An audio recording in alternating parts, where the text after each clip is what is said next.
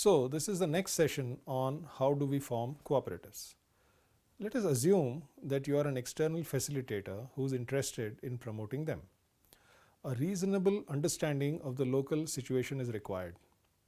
A good starting point is to see the situation from the point of view of the small farmer. Typically, he is in the hands of local moneylenders. He usually sells his farm produce either to the moneylender or to local traders. And of course, he does not get a fair value for his produce. He is cheated on weights and sometimes on price and loses between 10 to 20% of the value at the time of sale. He is not in a position to bargain, especially if he is a small farmer or if he is in an interior village far from the main roads. Suppose he is able to go to the nearest semi-urban market. It may be 30 kilometers away. The quantity of produce that he has is very small. Neither can he take it in a local auto rickshaw, nor can he afford to hire a small truck, which is too expensive. Even if he somehow does reach the market, he is at a disadvantage compared to the buyers. The quantity of produce he has is small and the buyers there are big. The terms of trade may be slightly better than selling in the village, but he has to pay for transport and the net benefit is simply not worth it. Let us estimate how much money he is actually losing. In many rain-fed crops that are not irrigated, the margins are low, about 25% of the sale value. So the trader who reduces the fair value by say 10% actually reduces the farmer's net income by 40%. That is 10% of 25% margin. This is merely illustrative and these figures will vary from farmer to farmer, crop to crop and region to region. So the way forward is obvious. Farmers in a village need to pool their produce and take it to the nearest semi-urban market. This helps in many situations but not always. For instance, if the crop is a minor one representing only a small fraction of the local farmer's harvest, then the work involved in doing so is not worth it. If the net benefits are small, then again this type of intervention will not sustain due to lack of motivation and effort from the farmers. However, if you pick the principal crop in a local region, it is very helpful. There are several issues that need to be taken care of before this intervention is possible. First and foremost is to do some number work to see how much the average benefit per farmer actually is. A small illustration may help. A typical small groundnut farmer in drought-prone regions without irrigation and poor soil may get about 350 kg of produce per acre. At 2017 prices, he would get a revenue of about 20,000 rupees.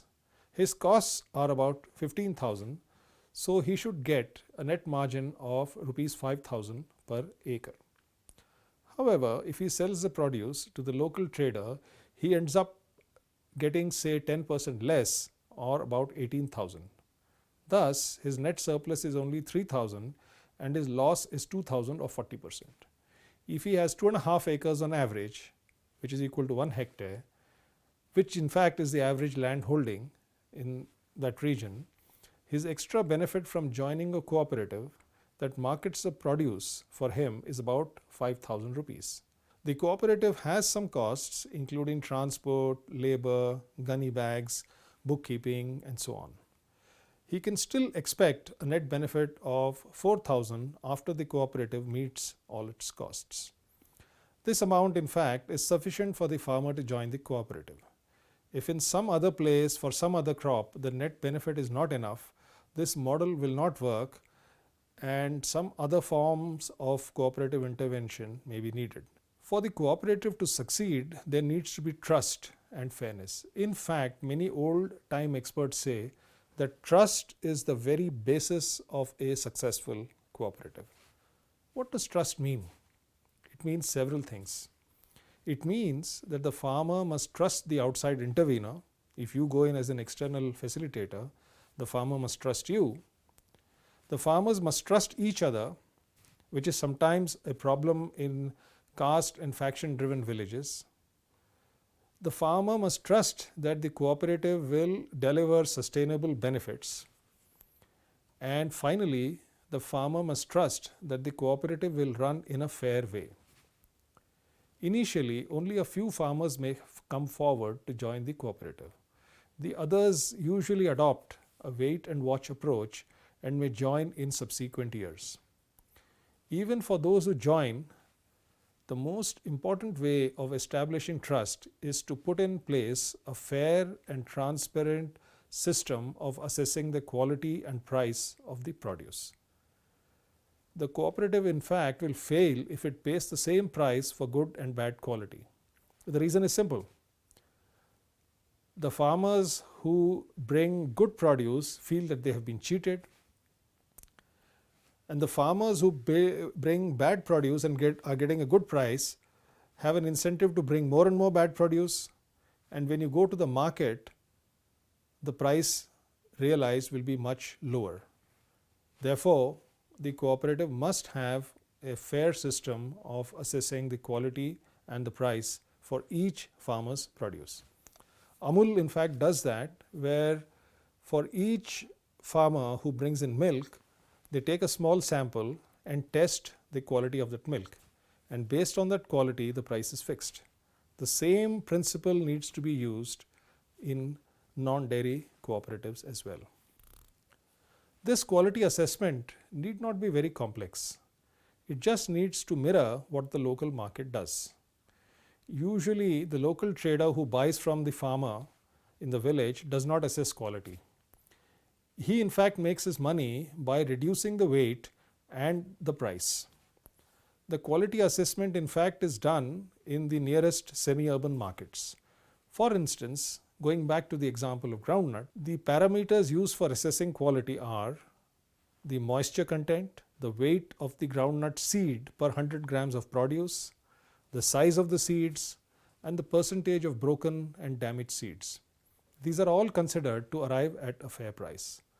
This system of arriving at a fair price needs to be instituted at the village level when each and every farmer brings in his produce. The required instruments to assess quality are locally available, and the cooperative needs to own them. Moisture meters, precise weighing balance for seed weight per 100 grams, and so on. The method for assessing quality for different crops in different regions may vary, but it is best to simply copy the local market practice. This initial method of intervention is very simple. It does not require much local storage space. During the season, a few farmers' produce is enough to fill a small truck that can be transported immediately to the local market almost on a daily basis. It does not need any working capital. Usually, the buyer pays in a week, and the members can wait that long. In any case, the local traders take much longer to pay them.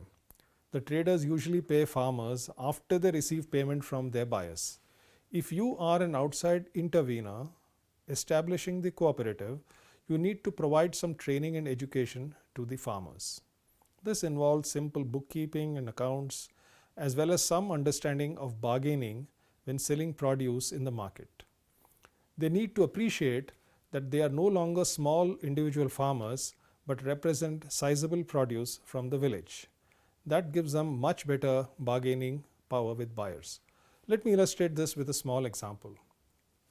In one of the cooperatives in a tribal area, several villages had come together and they had something like 800 tons of soya bean produce. So when they went to sell it at the nearest semi-urban soya bean processing mill, there is a bargaining process that takes place between the mill owner and the farmers. If an individual farmer goes, he hardly has any power. But when he goes as a representative of thousands of farmers who have got 800 tons of farm produce, he is able to bargain and negotiate for much better terms. Other than simple business education, the farmers also need to be educated about what a cooperative is and its organization structure. The village cooperative has a general body consisting of all members who elect a small board with a president, a vice president, and secretary.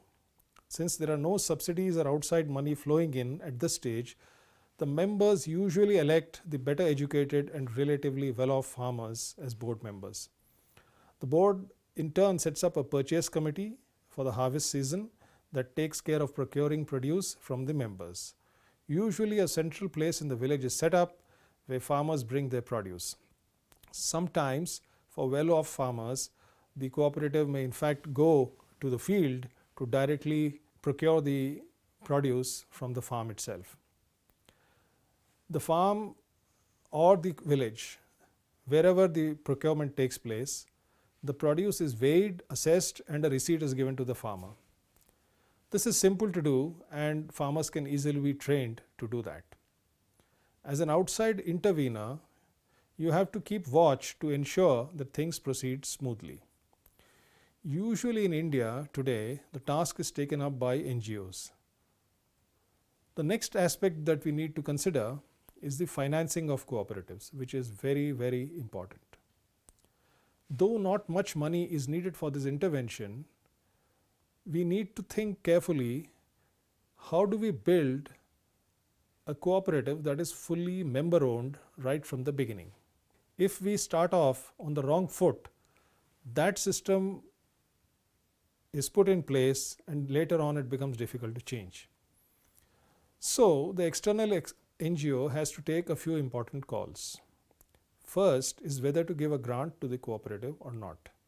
This is required initially for bookkeeping, procuring the quality assessment instruments, and so on. Some NGOs also give a small loan to the cooperative. If there is no grant or loan, the members will have to contribute small sums at first. This usually comes from membership fees.